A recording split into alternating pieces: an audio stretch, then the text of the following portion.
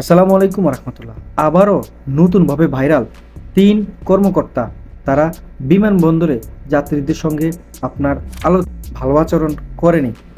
দর্শক, আজকের এই ভিডিও জুড়ে এই বিষয় নিয়ে একটু কথা বলার চেষ্টা করব। তার আগে বলে রাখছি, যদি আপনারা এই চ্যানেলে নতুন হয়ে থাকেন, চ্যানেলটিকে সাবস্ক্রাইব করে পাশেই থাকবেন। ফেসবুক পেজ থেকে দেখে থাকলে অবশ্যই পেজ একটা লাইক দিয়ে ফলো করে রাখবেন। এবার চলুন আমরা একটু বিমানবন্দরের বিষয়গুলো নিয়ে একটু আলোচনা করি। যে এই তিন কর্মকর্তা, আসলে এতটুকু বলতে চাই যে দর্শক, এরা কি কিছুদিন আগের কথা কি ভুলে গেছে? যেখানে অন্যায় জুলুম অবিচার হতো, সেখান থেকে মুক্তি চেয়েছে বাংলাদেশের জনগণ, বাংলাদেশের হাজারো ভাই বোনেরা, হাজারো শিক্ষক থেকে শুরু করে গুরুজনরা থেকে শুরু করে সবাই, কিন্তু তারা কি এখনো সেটা পরিবর্তন করতে পেরেছে? এরা কারা? এরা এখনো কিসের ইঙ্গিত দিচ্ছে? এরা কারা? এরা কিসের পাওয়ার দেখাচ্ছে? না, প্রবাসী ভাইরা বিগত সময় ধরে তারা কিন্তু আপনার বিভিন্নভাবে তারা হেনস্থার শিকার হয়েছে।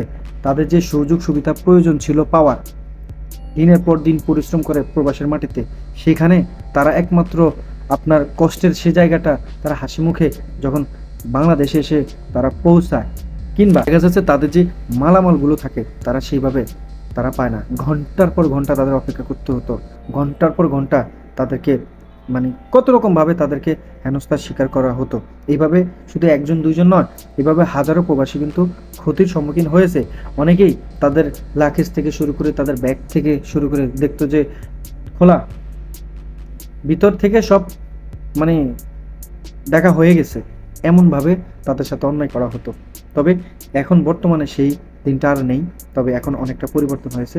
সেখান থেকে প্রবাসীরা এখন মোটামুটি তারা প্রশান্তি লাভ করছে, কিন্তু সেখানে এখনও কিছু অসাধু চক্র রয়েছে, যেখানে তারা সে আগের ন্যায়টায় ফিরে যেতে চায়, আগের মতো তারা ব্যবহার করতে চায় প্রবাসীদের সাথে। সেই অন্যায়ের দিনগুলো তারা এখনও মনে করে তাদের সাথে না, আর তো হতে দেওয়া যাবে না।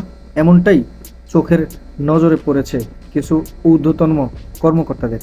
তারা তাদেরকে বরখাস্ত করেছে যখনই দেখেছে আসলে তারা অন্যায় করেছে। এই যে তিন কর্মকর্তা, তাদের বিষয়গুলো আলোচনা করার পরে যখন দেখলো যে তারা অন্যায় করেছে প্রবাসীদের সঙ্গে, তখনই তাদেরকে বরখাস্ত করা হয়েছে।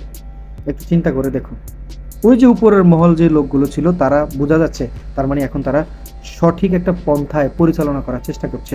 আর এই সঠিকভাবে পরিচালনা করলেই তো দেশ সুন্দর, দেশের মানুষ ভালো থাকবে, সুস্থ থাকবে, তাদের একটা আশ্বাস বিশ্বাস থাকবে যে হ্যাঁ, তারা যখন বাংলাদেশ এয়ারপোর্টে যখন তারা আসবে, তারা নিরাপদ সেটা মনে করবে।